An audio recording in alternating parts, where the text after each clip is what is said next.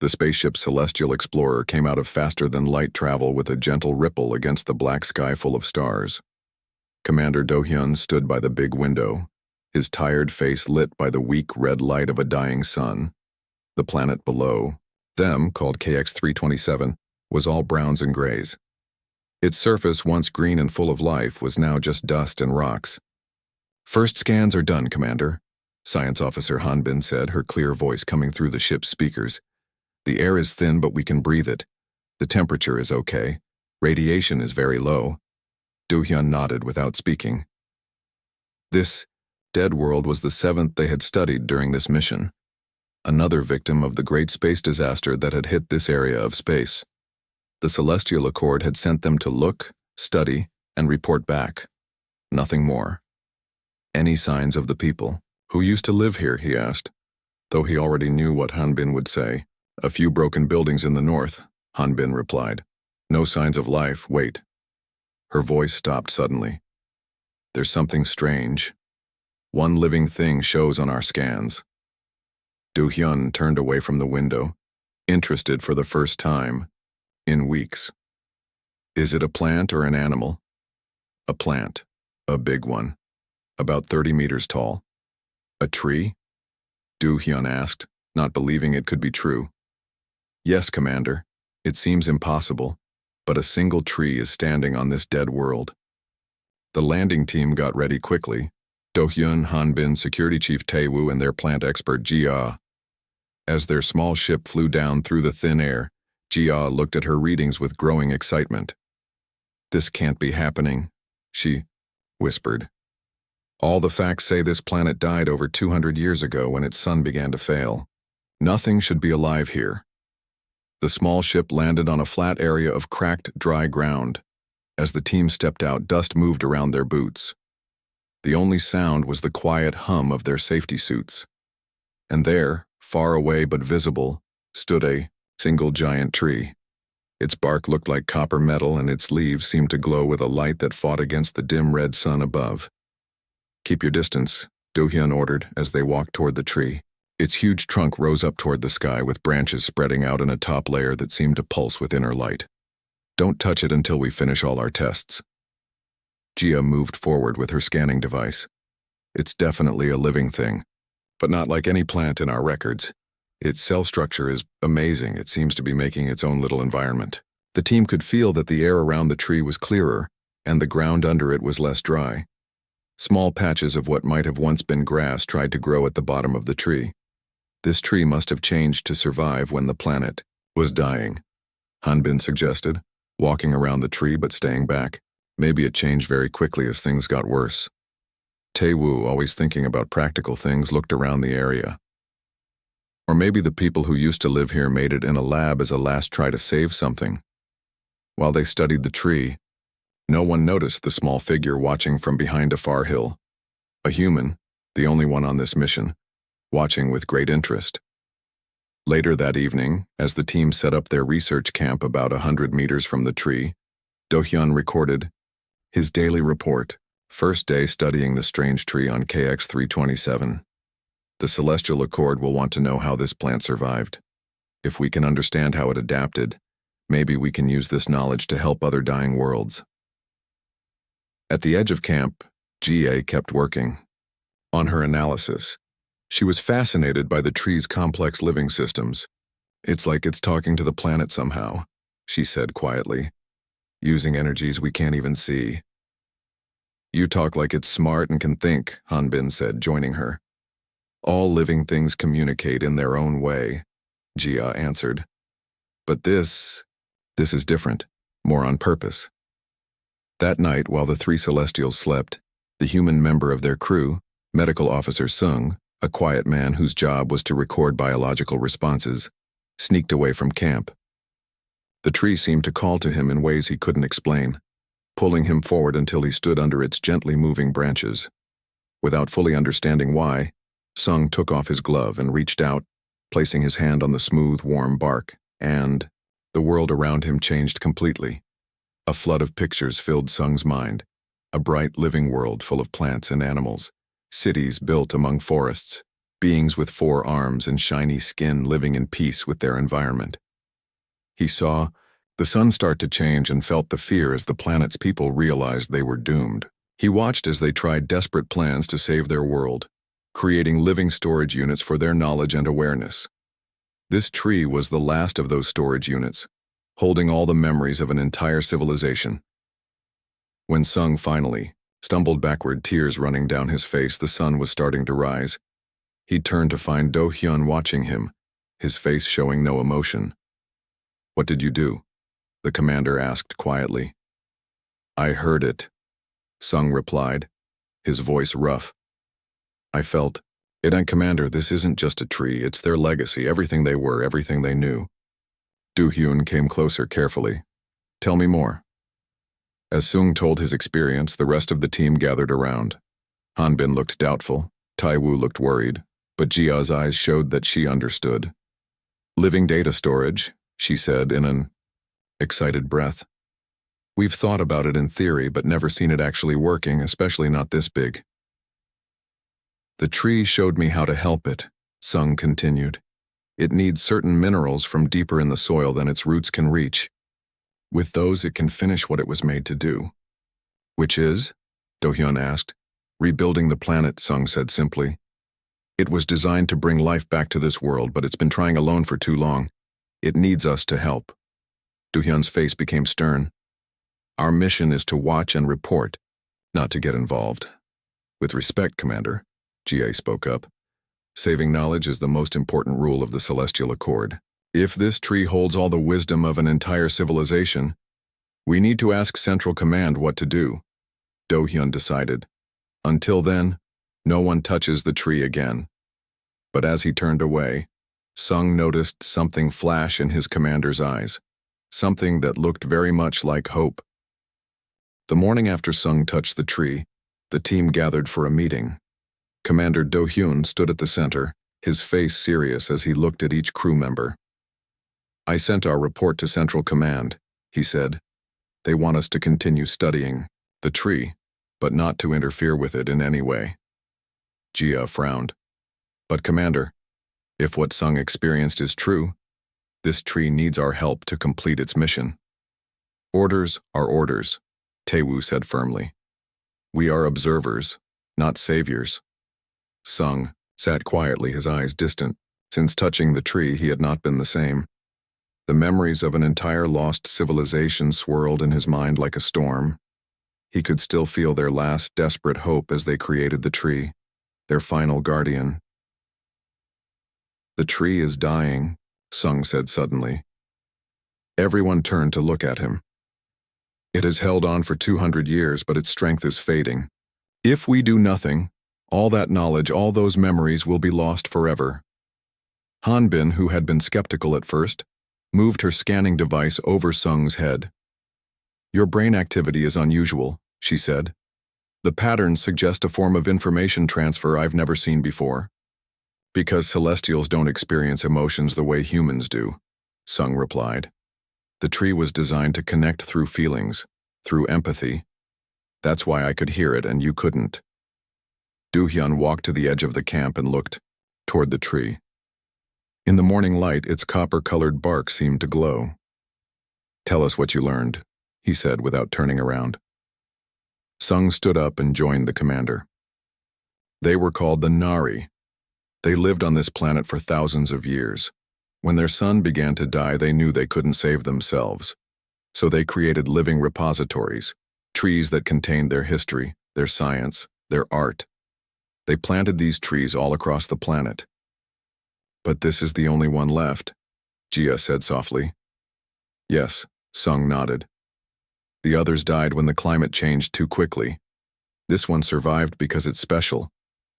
The Nari put everything into it, not just knowledge, but also seeds and DNA, samples of plants and animals from their world. It was designed to sleep until someone came who could help restart life here." Taewoo crossed his arms. "That's a nice story, but how do we know it's true? Maybe the tree just put these ideas in your head." "I know what I felt," Sung said firmly. "The Nari were real. Their hope was real." Do-hyun turned back to the group. "What exactly does the tree need?" Jia stepped forward eagerly. Based on my scans, the tree's root system can't reach deep enough to access key minerals. The soil here is too hard after centuries of drought. If we could help deliver those minerals and perhaps add water, that would be interfering, Taewoo reminded them. Would it? Hanbin asked, surprising everyone. The Celestial Accord was founded to preserve knowledge. If we do nothing, we're allowing the last traces of an entire civilization to vanish. Isn't that against our highest purpose? Do-hyun was quiet for a long moment. In 300 years of service, he had always followed orders perfectly. But something about this mission felt different. Maybe it was the quiet dignity of the tree, standing alone on a dead world. Maybe it was the change he saw in Sung after the human connected with it. We will continue our studies, he said finally. I want more data before we make any decisions. Throughout the day, the team worked around the tree, taking samples of soil and air. Jia analyzed the tree's strange biology, fascinated by how it created energy without much sunlight. Hanbin set up monitors to track the tree's subtle energy pulses. Even Taewoo helped, though he still looked unhappy about the whole situation. Sung stayed close to the tree but didn't touch it again. He didn't need to. He could feel its presence now, like a soft voice at the back of his mind. At times, he would stop working and simply look up at its branches, a sad smile on his face. You hear it all the time now, don't you? Jia asked, coming to stand beside him. Yes, Sung admitted. Not words exactly, more like feelings. It's lonely. It's been waiting so long. Jia looked thoughtful. In all our explorations, we Celestials have studied thousands of dead worlds. We record, we analyze, we preserve data, but we never truly feel the loss. She hesitated. Perhaps that's why they sent a human with us this time. As the sun began to set, casting long shadows across the dusty ground, Do-hyun called the team together again. Jia, what have you found? He asked. The xenobotanist displayed her findings on a small screen. The tree is remarkable. It doesn't just store information. It's designed to transform this planet. With the right nutrients, it could release spores containing dormant plant life. Those plants would begin producing oxygen, changing the soil, creating conditions for other life forms. How long would this process take? Hanbin asked. Years, decades. But it would work, Jia said confidently. The Nari created a biological terraforming system unlike anything I've ever seen. Do-hyun turned to Sung. And you're certain this is what the tree communicated to you? Yes, Sung said simply. They knew their world was dying, but they believed life would find a way to return. They just needed someone to help start the process. That night, after the others had gone to sleep, Do-hyun sat alone outside the camp. The stars shone coldly overhead, and the dying sun had left a faint glow on the horizon. He thought about his long life as a celestial, about all the dead worlds he had visited. They had always been just entries in a database to him. Interesting. Scientific cases, nothing more. But now, looking at the lone tree standing against the night sky, he felt something stir within him, something that Celestials weren't supposed to feel. A soft footstep interrupted his thoughts. Sung sat down beside him, offering a cup of hot tea. You should be sleeping, Do-hyun said. So should you, Sung replied with a small smile. They sat, in silence for a while, watching the tree's leaves shimmer with their strange inner light. What was it like? Do-hyun asked finally. When you connected with them? Sung took a deep breath. It was like suddenly having a million voices in your head all at once, but not chaotic, more like a song with many parts. I felt their joy when this world was green. I felt their sorrow when they knew they were going to die. He paused. And I felt their hope when they created the tree. They believed someone would come someday, someone with the empathy to understand. Celestials evolved beyond empathy, Do-hyun said quietly. We see it as a weakness, a primitive trait that clouds judgment. Is it really a weakness to feel connected to other living things? Sung asked. To care about something beyond data and reports? Do-hyun had no answer. For the first time in his long life, he was questioning the very foundations of what it meant to be a celestial. "Tomorrow," he said, standing up suddenly, "we're going to help that tree." Sung looked up, surprised but hopeful. "What about Central? Command?" Do-hyun's face was determined in the starlight. "Some things are more important than orders. The Nari waited 200 years for someone to hear them. I think they've waited long enough." The early morning light spread across the barren landscape as Commander Do-hyun gathered his team. The red sun cast long shadows behind them as they stood in a circle, tools and equipment ready. "What I'm about to ask goes against our orders," Do-hyun said clearly.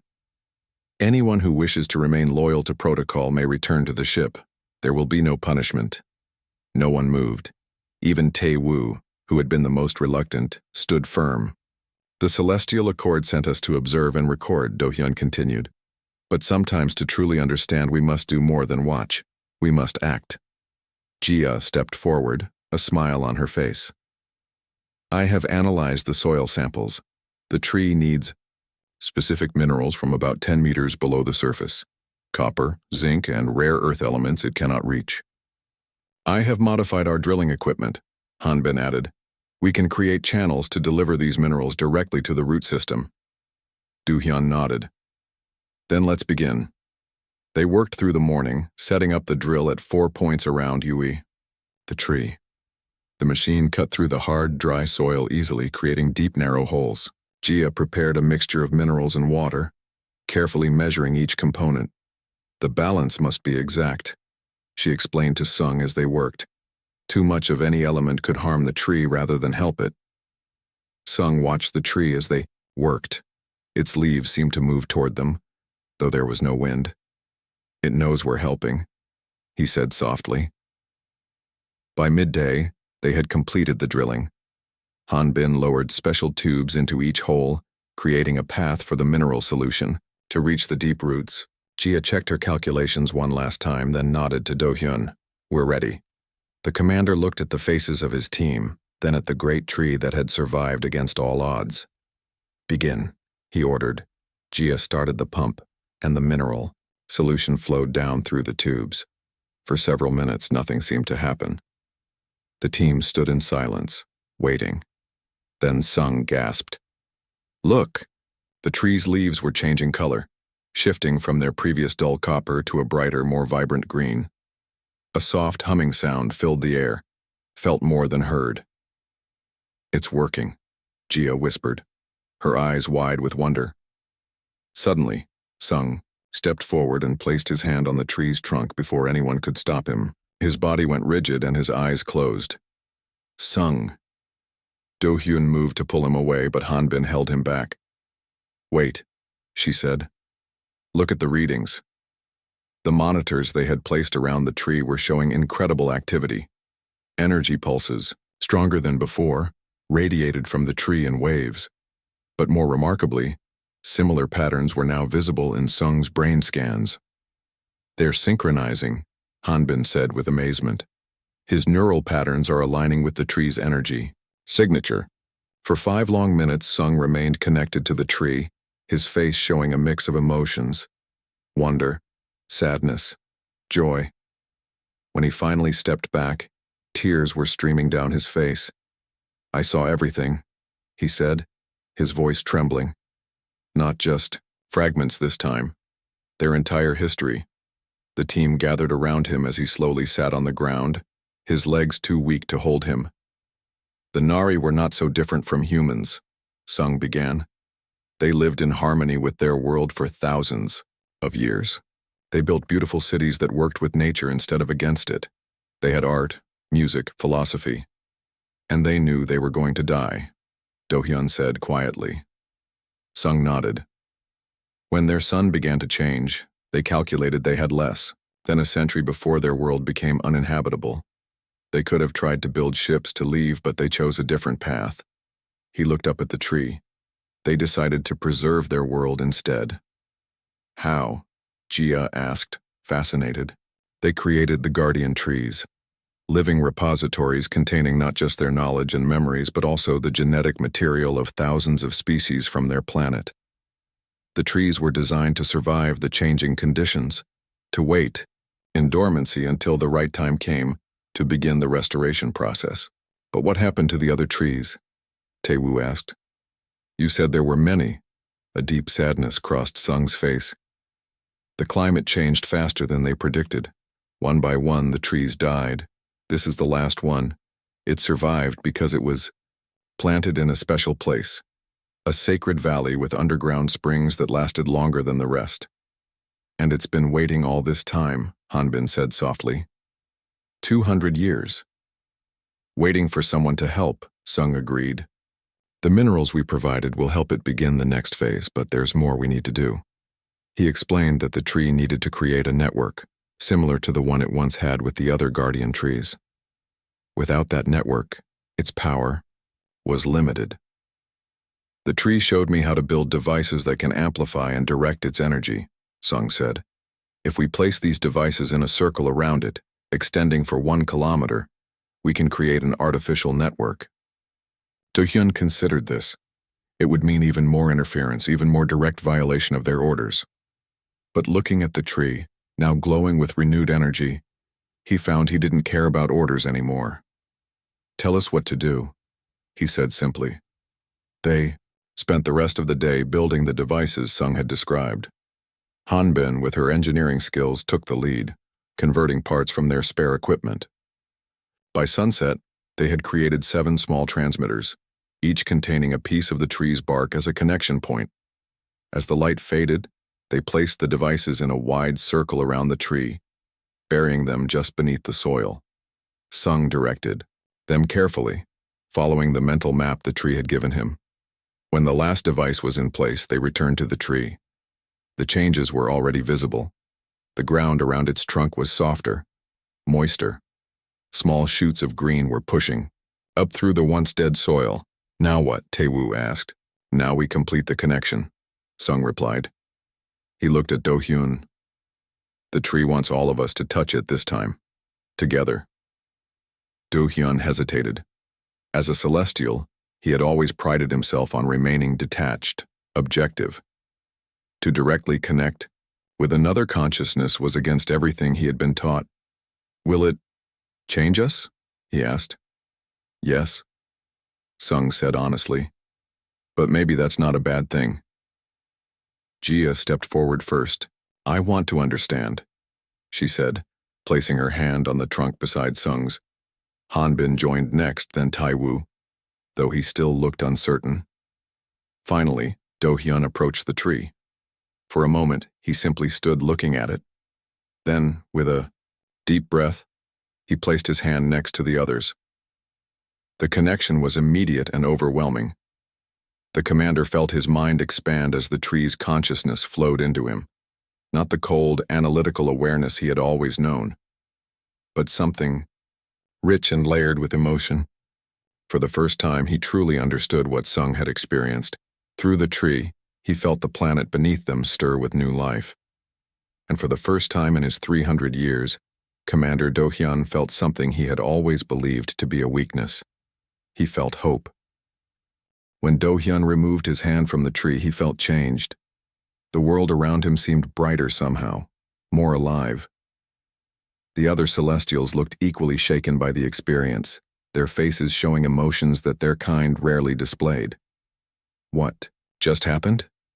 Tae-woo asked, his voice unsteady. The security chief, who had been so certain, so rigid in his beliefs, now looked lost. We connected, Sung said simply. Not just with the tree, but with each other, and with the Nari who created it. Jia was examining her hands as if seeing them for the first time. I felt everything, their hopes, their sorrows, their love for this world. She looked up at the others. How do you bear it, Sung? Feeling so much all the time? The human smiled gently. It's what makes us human, the good and the bad together. Hanbin was already checking her instruments. The energy field has expanded dramatically. It now covers nearly 2 kilometers in every direction from the tree. She looked up in wonder. And there's more. Look at the ground. Around them, the hard-packed soil was changing. Small cracks appeared, and moisture seeped up from below. Tiny green shoots no bigger than a fingernail were pushing through. The dormant seeds are activating, Gia whispered. The tree is releasing them from storage. Do-hyun knelt and touched one of the tiny plants. For the first time in his long life, he truly understood what it meant to witness a beginning rather than an end. His people had spent centuries documenting the death of worlds. Now, they were helping to bring one back to life. We should report this to Central Command, Tae-woo said, though without his usual insistence. And tell them what? Do-hyun asked. That we disobeyed direct orders? That we interfered with a natural process? There is nothing natural about this, Hanbin pointed out. The Nari created this system. They wanted someone to find it, to help complete what they started. And they wanted us to feel what they felt, Sung added. That was the key. The tree doesn't just respond to actions. It responds to empathy, to emotional connection. That's why I could hear it first. Humans never lost that ability. Do-hyun looked at his crew members, seeing them truly, for the first time. Not as functional units in a mission, but as beings with depth and complexity. We Celestials have always believed that our evolution beyond emotion made us superior, he said slowly. What if we were wrong? As night fell, the team set up lights around their camp to monitor the changes happening. The tiny plants were growing visibly, adding millimeters in height every hour. The air seemed different too, slightly richer, less thin. The process is accelerating, Gia reported excitedly. The tree is using the energy network we created to speed up the growth cycle. In the glow of the lights, they could see that the tree itself was changing. Its bark had shifted from copper to a deep brown, and its leaves were now a vibrant green. Occasionally it would release small puffs of golden dust that floated away on the gentle breeze that had not existed days before. Spores, Gia explained. Each one contains the DNA for a different plant species. The tree is seeding the area. As the night deepened, Do-hyun found himself unable to sleep. His mind was too full of new sensations, new thoughts. He walked to the edge of the camp and looked out at the valley, now faintly glowing with life. Sung joined him, offering a drink of water. It's a lot to take in, the human said. For 300 years I have believed that logic and detachment were the highest virtues, Do-hyun replied. I was taught that emotions were primitive, a weakness left behind by lesser species. And now? Do-hyun struggled to find the words. Now I feel as if I've been seeing the universe in black and white, and suddenly there is color. He looked at Sung. How do you manage it, all these feelings all the time? We don't always manage it well, Sung admitted with a small laugh. Humans struggle with our emotions. We get overwhelmed. We make mistakes. But our feelings also connect us to each other and to all living things. That connection gives meaning to our lives. By morning, the changes were even more dramatic. The area around the tree was covered in a carpet of small plants, grasses, ferns, and tiny flowering plants. The air was noticeably easier to breathe, and small insects had appeared seemingly from nowhere. They were in the soil, Gia explained when Tae-woo expressed surprise. Dormant eggs, preserved by the tree, waiting for the right conditions. Hanbin's instruments showed that the energy field had continued to expand overnight. It now covers almost 5 kilometers and is still growing. But there's something else, Sung said, frowning slightly. The tree is using a lot of energy. More than it should need for this stage. They approached the tree cautiously. It still glowed with inner light, but Sung was right. Something had changed. It seemed to be concentrating its energy, pulling it inward, rather than spreading it outward. What's happening? Do-hyun asked. Sung placed his hand on the trunk, connecting briefly. When he stepped back, his face was serious.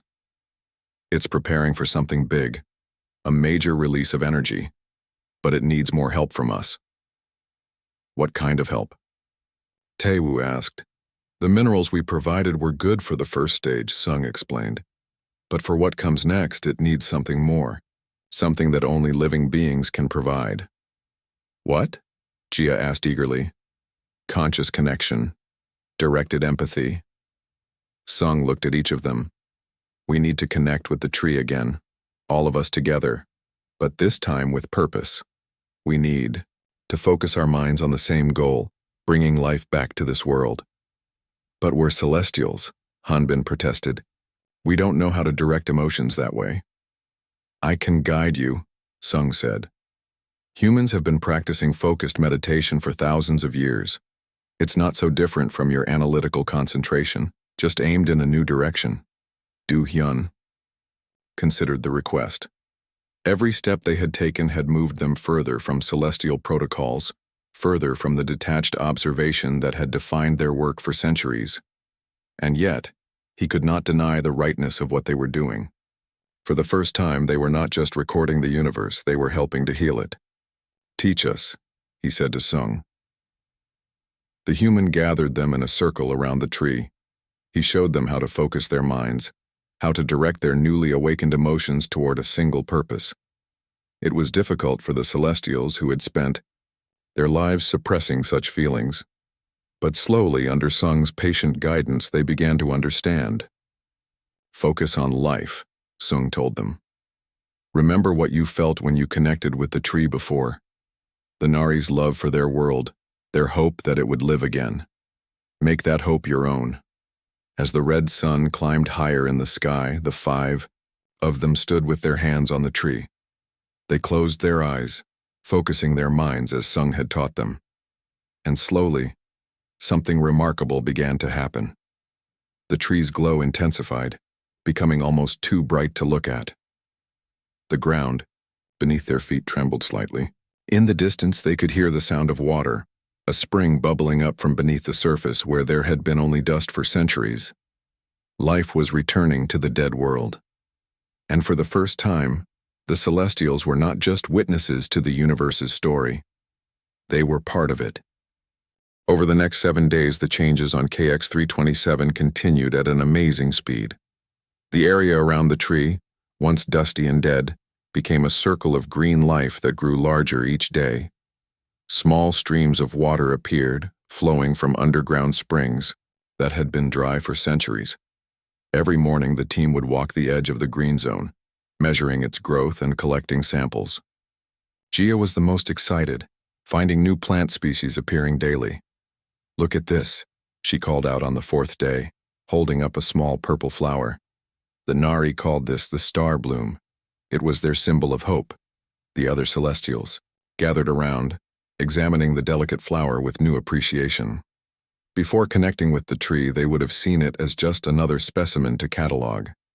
Now they understood its meaning, its place in the story of this world. Do-hyun noticed that his team had changed too. Hanbin, once so logical and precise, now spent hours watching the insects that had appeared, her face full of wonder. Taewoo, who had been rigid and duty-bound, helped build small dams to direct the new streams, laughing when water splashed on his boots. And Do-hyun himself felt most changed of all. 300 years of emotional distance had fallen away. He felt connected not just to his team, but to this planet, to the memory of the Nari, to the universe itself. On the morning of the 8th day, Sung did not join the others for breakfast. Do-hyun found him standing by the tree, his hand resting lightly on its trunk. What's wrong? Do-hyun asked, sensing his friend's concern. Sung turned, his face serious. The tree is preparing for the final stage. It will use almost all its remaining energy to spread life across the entire planet. That's good, isn't it? Do-hyun asked. That's what the Nari wanted. Yes. Sung nodded. But the tree may not survive the process. It's giving everything it has to complete its mission. Do-hyun felt a sharp pain in his chest, a feeling he now recognized as sadness. The tree had become more than an object of study. It was their friend, their teacher. Is there anything we can do? He asked. The tree says no, Sung replied. This was always its purpose, to die so that the world could live again. They gathered the others and shared the news. Jia's eyes filled with tears, another new experience for the Celestials who had never cried before. We can't just let it die, she said firmly. There must be a way to help. Hanbin had been quiet, thinking deeply. What if we could share our energy with it, she suggested, like it shared its knowledge with us? Is that possible? Tae-woo asked. All eyes turned to Sung. The human looked thoughtful. I don't know. The connection works both ways, but I'm not sure if we can send energy back through it. We have to try, Do-hyun decided. That afternoon they prepared for the attempt. Hanbin modified their equipment to measure and amplify the energy fields around them. Jia prepared a special mixture of nutrients to feed the tree's roots. Tae-woo built a platform so they could all stand around the trunk, touching it at the same level. As the red sun began to set, they took their positions. The tree was glowing brightly, its leaves shimmering with energy. They could feel the power building within it, gathering for the final release. What should we do? Do-hyun asked Sung. Focus on giving, not receiving, the human instructed. Imagine your energy flowing out through your hands into the tree. It was harder than connecting had been. The Celestials had never tried to project their energy outward before. But slowly, guided by Sung's calm voice, they began to feel the connection change. Instead of the tree's consciousness flowing into them, they were sending something back. Warmth, strength, hope. The tree's glow intensified. Its branches swayed though no wind blew. Around them, the plants and small animals seemed to pause, as if holding their breath. It's working, Sung whispered. The tree is accepting our energy. For hours they maintained the connection, pouring everything they had into the ancient guardian. As midnight approached, Do-hyun felt himself growing weaker, but he refused to break the link. Beside him, the other Celestials were pale with effort, but their hands remained firmly on the tree's bark. Then, just as the moons rose above the horizon, the tree released its power. A wave of golden light burst from its trunk, spreading outward in all directions. Up through its branches and down into its roots, the energy flowed like liquid sunlight. The ground shook. The air filled with a sound, like distant music. The team was forced to step back, shielding their eyes from the brightness. The wave of energy expanded, racing across the landscape faster than they could follow. Everywhere it touched, the dead soil changed, cracking, softening, coming alive. When they could see again, the tree had changed. Its glow was softer now, steadier. Its leaves were a deeper green, and its bark had shifted to a rich, warm brown. Is it?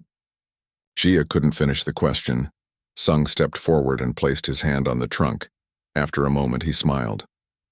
It's alive. Different, but alive. What happened? Tae-woo asked. We gave it enough of our energy to complete its mission without consuming itself, Sung explained. The final release has begun. Life will spread across the entire planet now. How long will it take? Hanbin wondered. Years, Jia said. Maybe decades. But it will happen. As dawn broke, they could see the changes already.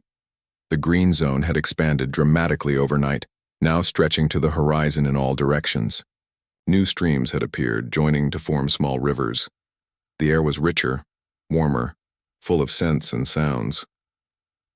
Central Command has been trying to contact us, Tae-woo reported, checking their communication system for the first time in days.